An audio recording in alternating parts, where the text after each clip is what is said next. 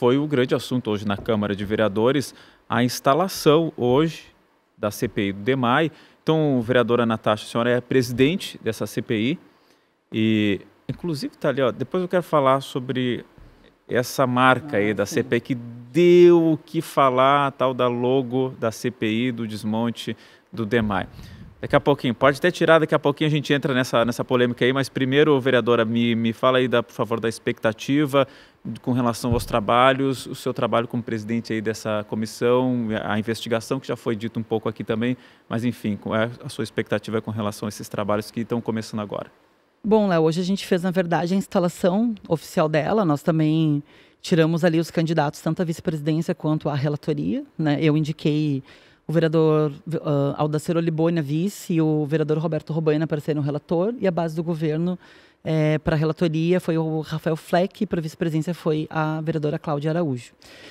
Falta definir ainda oficialmente, né? Por enquanto que tem a presidente, que é a senhora. Isso. Agora, nessa semana, a gente vai fazer algumas conversas para a gente tentar chegar a um tipo de consenso para evitar... Claro. Para evitar que a CPI vire simplesmente uma demarcação meramente de governo e de oposição, mas que a gente possa ter um plano em comum, inclusive para aprovar o plano de trabalho também. E que, inclusive, nesse plano de trabalho, eu já anunciei isso para a imprensa várias vezes, nós queremos muito chamar o ex-prefeito Marquesan e o atual prefeito Sebastião Melo, né? Porque acho que é importante, afinal de contas, ele indicou diretamente o Alexandre Garcia. O que nós queremos da CPI são 3 fatos determinados, né? O desmonte do DEMAI é visível, porque nós tínhamos 3.000 funcionários, temos menos de 1.000. O investimento do DEMAI caiu drasticamente também, inclusive aqui tem um paralelo dos anos, onde ele de fato vai caindo a partir de 2016 até agora, e vai sair os números de 2024 no segundo semestre. A negligência, né, a falta de gestão pública teve um reflexo diretamente na não manutenção das comportas, né, na não manutenção das casas de bomba, na não modernização da máquina pública, que é aquilo que nós estamos falando que esse projeto aqui não vai de fato resolver, não vai. E também os escândalos e casos de corrupção, porque isso é o mal, como disse o vereador, da gestão pública, mas essa corrupção hoje, inclusive, ela foi, inclusive o tema ali da logo, né? Por isso que nós colocamos aquele cifrão ali, porque há caso, e é público o caso, de corrupção de um ex-diretor recebendo, né, indicado pelo Melo, recebendo a propina. Então, eu acho que a CPI, ela tem como elemento... ser uma CPI... Eu discordo quando eu falo que a CPI não é política. Eu acho que tudo na Câmara de Vereadores é político. Nós somos políticos, na verdade, né? A privatização é um campo político de um debate de Estado, né? Quem defende, digamos que, estatais também. Mas eu acho que a CPI do desmonte do DEMAI, o principal mote é revelar para a sociedade como desmontaram a máquina pública ao longo dos anos e por que hoje uma concessão ela não faz sentido. E aí a gente precisa lembrar. Da outra vez que eu estive aqui, Léo, eu perguntei para o vereador e líder do governo. Sebastião Melo foi para a Holanda. Além de fazer um turismo, o que ele trouxe de efetivo para a cidade de Porto Alegre? Qual é o projeto que ele trouxe da Holanda para cá? Né? O que nós vamos conseguir fazer um investimento? Ou vai trazer uma empresa da Holanda para fazer um relatório de Porto Alegre? Eu quero saber, 1 ano depois da enchente, o que de fato nós trouxemos. Então é importante que a CPI ela consiga revelar os escândalos de corrupção, mas também que aponte que o desmonte e a negligência da própria gestão pública com relação aos alertas, eles são fundamentais para que a gente entenda por que a enchente foi tão devastadora em Porto Alegre. Em princípio, toda quinta-feira... Elas serão no mês de junho, às quintas-feiras, às 2 da tarde, na Câmara Municipal de Vereadoras e Vereadores, e depois ela passa para segundas-feiras, depois que acabar a CPI da Pousada da Garoa. E aí a gente já estava comentando aqui com o vereador Marcos Felipe, expectativa de que a Pousada da Garoa se encerre em mais 3 semanas, né? Vai até a última semana de junho, né? Aí, da Pousada da Garoa. Por enquanto, até lá, então, todas as quintas-feiras. As reuniões serão no plenário principal mesmo, ou elas vão ser... 2 semanas o plenário principal vai estar bloqueado, porque acho que eles vão estar trocando o painel, e aí vai ser no plenarinho na terra. E aí, bom, a próxima ainda vai ser para definições dos... Próximo a gente vota relator, vice-presidência e também o plano de trabalho. Aprova o plano de trabalho e daí nós já começamos com as oitivas. Já pode ter alguma participação de alguém lá, algum depoimento. Então o cronograma todo aí vai ser definido a partir da próxima quinta-feira. Vereador Marcos Felipe, a sua expectativa também sobre essa CPI. O senhor que está muito envolvido na CPI da Pousada Garoa, né? Já esteve aqui no programa, inclusive, debatendo isso, mas vai ficar muito atento aí também aos trabalhos da CPI do DEMAI. Eu sou líder do meu partido, só tem eu de vereador na Câmara, tem que estar em todas as CPIs, né? Mas assim, na próxima teremos a votação do relatório do vice-presidente ou da relatório do vice-presidente, da vice-presidente. Só que o plano de trabalho, eu acredito que ele não vai poder ser votado ainda, né? Porque quem apresenta o plano de trabalho é o relator. Então tem que ser na outra semana então, ainda. Tem que ser na outra. Né? Mas, assim, a CPI foi instaurada, é um instrumento da minoria para instauração, é 1/3 dos vereadores, né? A vereadora foi a proponente, a presidente da CPI.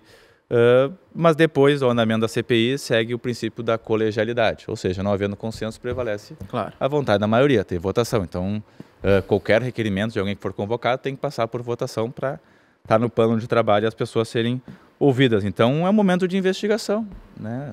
Fazer análise prévia. Eu vou fazer parte da CPI, a partir do momento que sair a lista das oitivas, as pessoas que a gente vai ouvir, vou elencar ali as perguntas e fazer as devidas perguntas, né? Só essa questão da enchente, né? Bom lembrar, vereador, que não atingiu só Porto Alegre, foram 471 municípios do Rio Grande do Sul, inclusive governo do PT, governo do centro, da direita, né? A água entrou em Porto Alegre por mais de 25 lugares, né? Então, a questão contra a cheia também, né? A obras do DNOS, nossos diques eram para ter 7 metros, tem menos de 5, tem dique que faltou. Sim. Então, assim, vamos conversar sobre a drenagem da cidade, vamos resgatar tudo, vamos ouvir todo mundo, né? Do dique da Asa Branca que não tinha, da casa de bomba que foi feita com um painel elétrico abaixo da altura dos diques. Vai citar tudo, a gente vai ter que fazer outra conversa. Então, assim, não, mas é que eu até defendo o aditamento de alguns objetivos na CPI, porque eu acho importante que, além de investigar, a gente também aponte caminhos para que isso não volte a acontecer na nossa cidade, inclusive. Eu acompanhei boa parte da instalação da CPI hoje. E olha, eu acompanhei muito de perto também o grande debate que aconteceu em torno da instalação da CPI, que parecia que ia ser algo tranquilo, mas daqui a pouco houve um início de discussão, e aí pode colocar a imagem aí, por gentileza, em torno dessa logomarca aí que foi criada para representar os trabalhos da CPI. Toda a CPI, ou quase todas, tem uma marca ali. E os vereadores da base do governo reclamaram muito de que não estaria havendo aí uma isenção ou uma impessoalidade na criação desse desenho, principalmente se você reparar ali o S do desmonte, ele é um cifrão.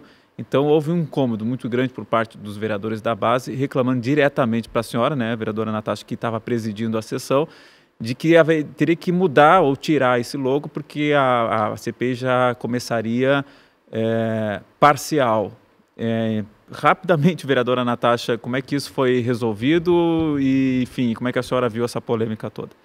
Eu acho que é o tipo de polêmica que sempre a direita compra na Câmara, né? São extremamente vazias, assim, né?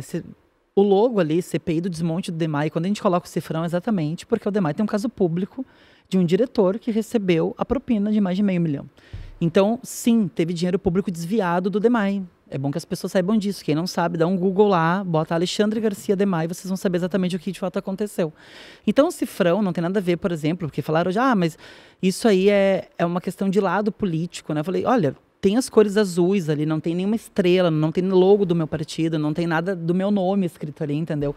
E a questão da impessoalidade não se aplica, na verdade, nas CPIs. Assim como a questão de relator e de relator ali, eles fizeram uma manobra no final do ano passado, e isso vai ser conversado dentro da casa, né? Porque a presidência, ela pode sim apresentar. Então, assim, tem várias questões ali. Agora, se apegar, né, em um debate importante para a cidade, em uma CPI, se apegar a um cifrão, sendo que nós sabemos, e eles também sabem, que roubaram o dinheiro do DEMAI, inclusive, e nós queremos investigar, eles também querem, né, investigar junto. Eu, particularmente, fiquei um pouco confusa hoje. Se eles são contra a corrupção, ou se depende de qual corrupção que eles vão, de fato, apontar. Mas a senhora vai alterar esse logo aí? A princípio, não. Não? Porque ficou para a semana que vem também, né, a discussão desse... Eu pedi um requerimento para o vereador Gessé Sangalho. Se ele apresentar o requerimento, nós podemos debater. Agora, a princípio, não. Ou colocar a votação, pelo menos, talvez... É que não se coloca logo em votação, né? Não? Tá. Inclusive na CPI da Educação, a vereadora Mari Pimentel também tinha. Ah, mas o logo da CPI da Educação era mais... Não, mas aí foi uma questão dela, não entendeu? Tinha eu posso colocar, referência. Quem sabe, o brasão da Câmara Municipal de Vereadores. Agora, não tendo o meu nome, não tendo nenhuma associação ao meu partido, isso é o princípio de isonomia. E nem tirar o cifrão ali. Olha, ao menos que eles digam que não tem corrupção. Então, eles vão ter que defender o Alexandre Garcia na CPI. Tá, vereador Marcos Felipe, tá, rapidamente para fechar essa polêmica toda. Precisava de mais tempo, né? Mas esse tipo de demonstração aqui mostra que é tentativa da CPI. Vai ser um palanque político, né? Já vem trazendo um marketing ali. A CPI, lembrando que é uma comissão da Câmara, não é de um mandato, não é de um vereador. E a impessoalidade é um dos princípios aí da administração pública. Então aqui já traz uma opinião pessoal da vereadora. Se ela quiser usar na rede social dela, não tem problema. Mas na CPI nós não vamos permitir esse uso aqui. Né? Quiser usar na rede social não tem problema. Inclusive porque esse cifrão aqui, a interpretação dela é uma. Para mim pode ser a falta do recurso do governo federal das obras contra-cheia que não chegou. Pode ser do dinheiro das casas que prometeram e não entregaram, só 22%. Pode ser do partido da vereadora, que o dinheiro dos aposentados que levaram, do governo Lula. Então, assim, dá margem para tudo. Então, nós temos que focar nas oitivas, para ter um bom relatório final, entregar aos órgãos de controle. Então, não temos que discutir logo. A gente tem que fazer a CPI um instrumento com respeito ao pagador de impostos da Câmara, dos vereadores, e não um braço de um mandato da vereadora. Bom, já percebi pelo tom que vai voltar à pauta na quinta-feira que vem essa discussão aí, vamos ver o que vai dar sobre isso.